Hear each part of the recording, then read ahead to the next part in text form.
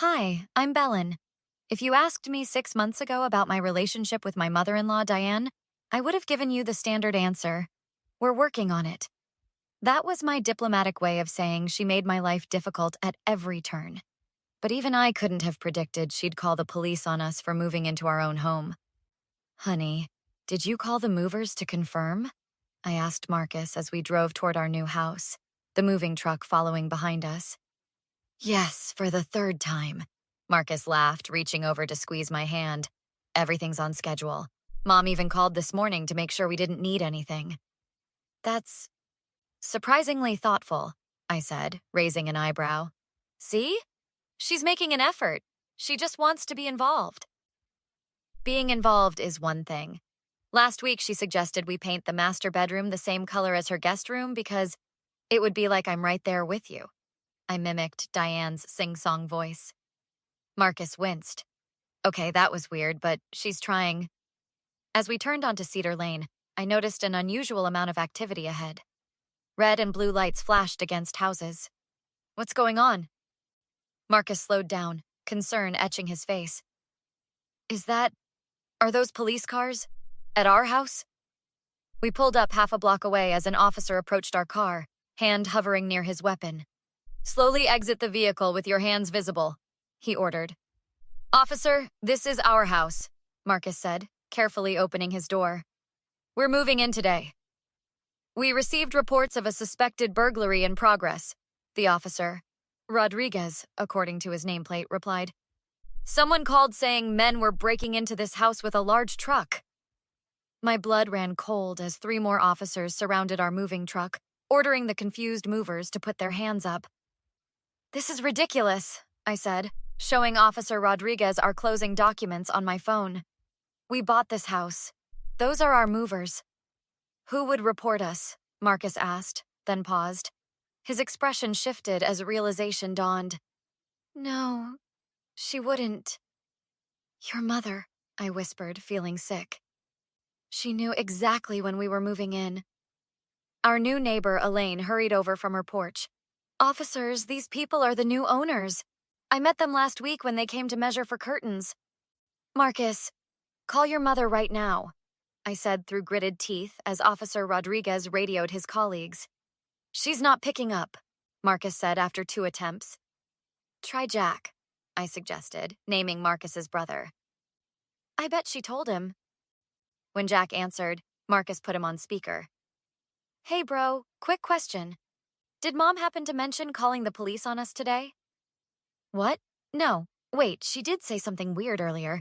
She said she was going to make sure your house was properly secured today. I thought she meant she was bringing you a security system as a housewarming gift. I exchanged glances with Marcus as Officer Rodriguez returned. Sorry about the confusion. We're clearing out now, but I'd like to know who made the false report. I looked at Marcus, jaw clenched. This wasn't just an inconvenience.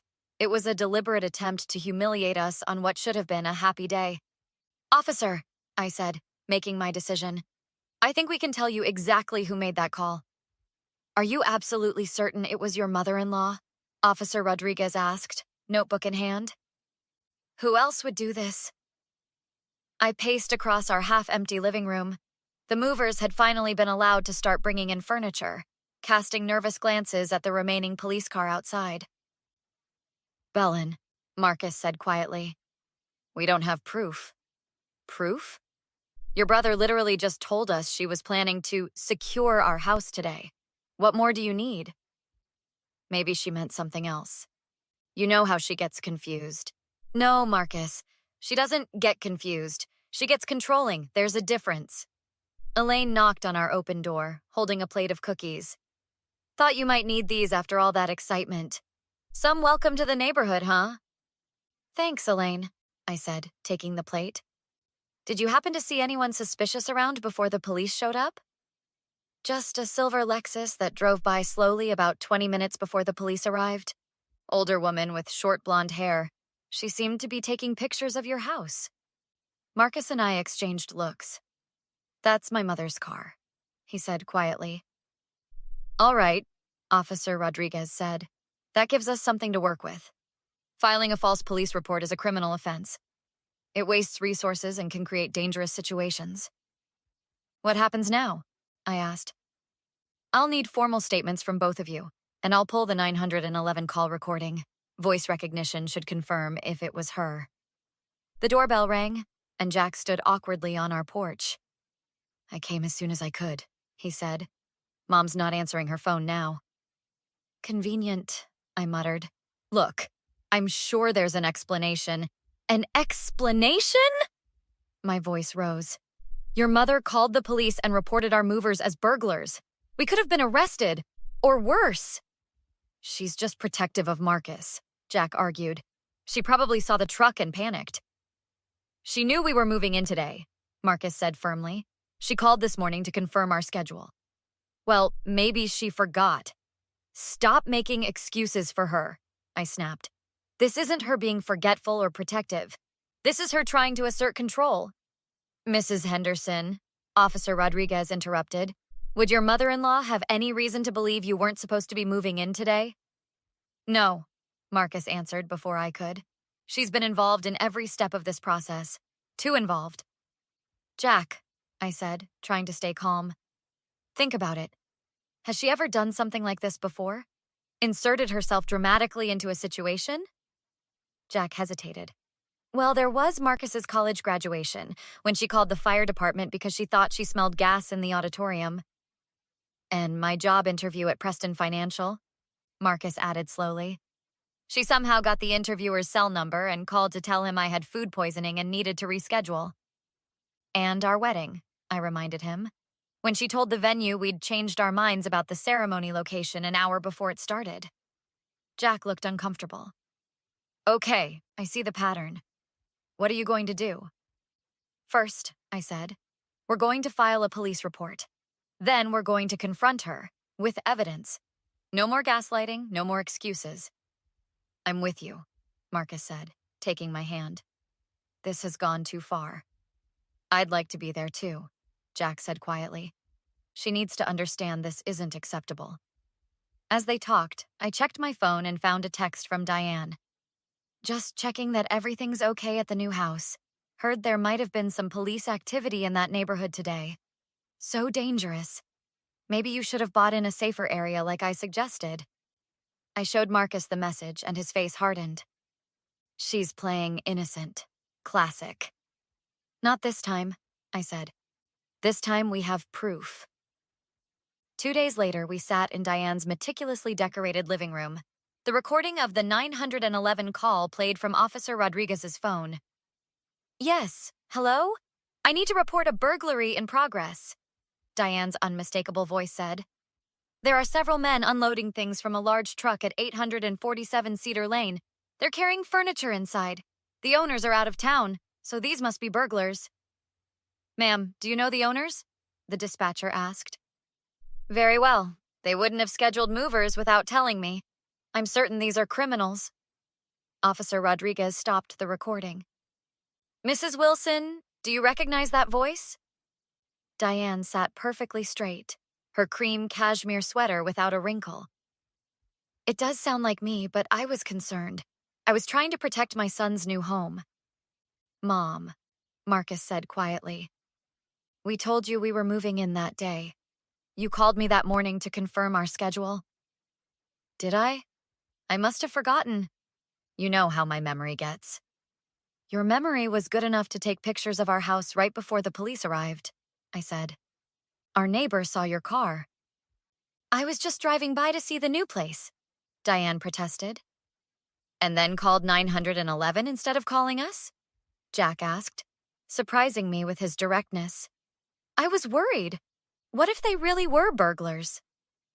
Mrs. Wilson, Officer Rodriguez interjected. Filing a false police report is a serious offense. I didn't file a false report. I genuinely believed there might be a crime occurring. No, you didn't, Marcus said, his voice firmer than I'd ever heard him speak to his mother. You knew exactly what you were doing. You've done things like this our entire lives, Mom. Interfering, controlling, creating drama. How dare you? Diane's eyes widened. After everything I've sacrificed for you. This isn't about your sacrifices, I said. It's about your actions. You could have gotten someone hurt. I was just trying to help. You're always so ungrateful, Belen. You've turned my son against me. Mom, stop, Marcus demanded. Belen hasn't turned me against you. Your behavior has... I can't believe you're taking her side over your own mother. I only wanted to be involved in your lives. Being involved doesn't mean controlling us, I replied. It doesn't mean calling the police on our moving day. I made a mistake. I'm sorry if you were inconvenienced. Inconvenienced?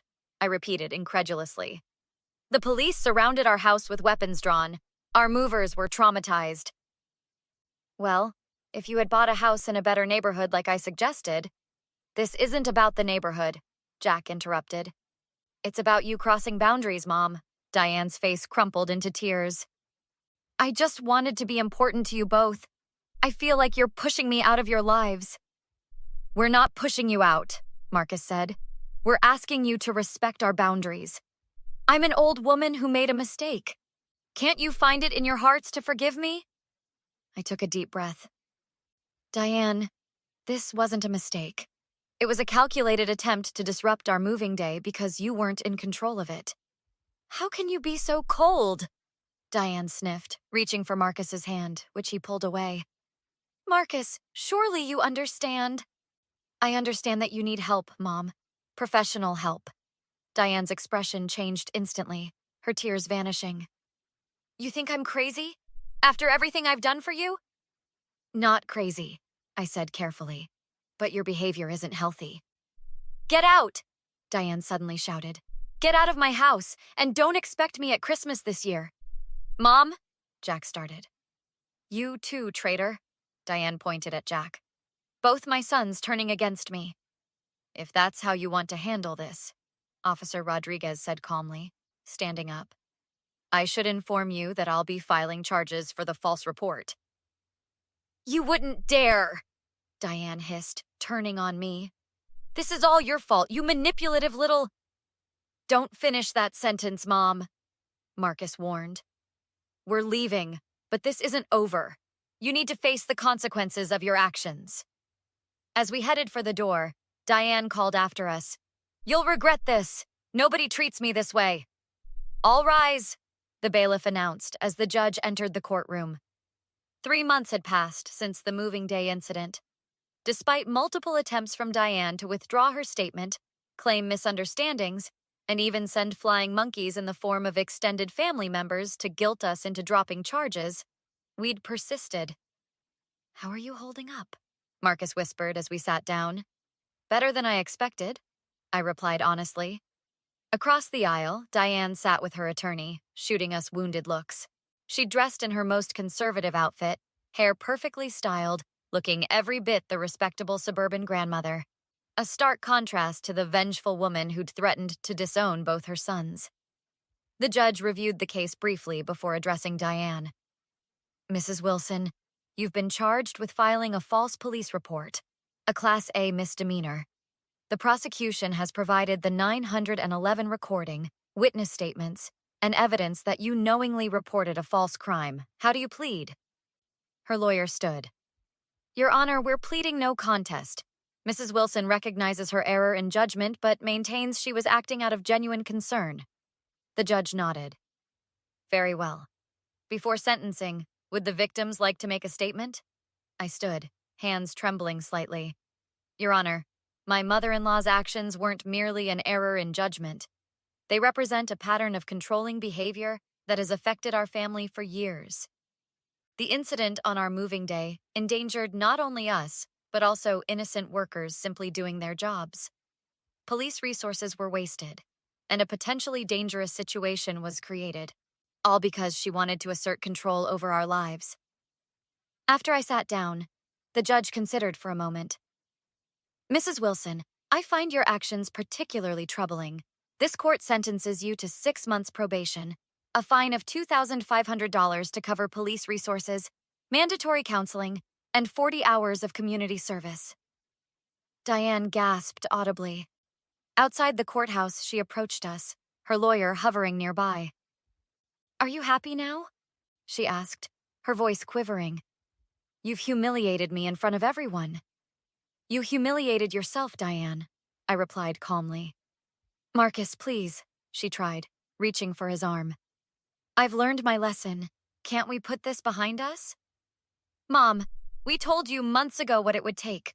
Real therapy, real accountability, and respecting our boundaries. I said I was sorry. What more do you want from me? We want change, not apologies, I said. I'm still your mother, she said to Marcus, ignoring me entirely. Family forgives. Real family respects boundaries, Jack said, joining us.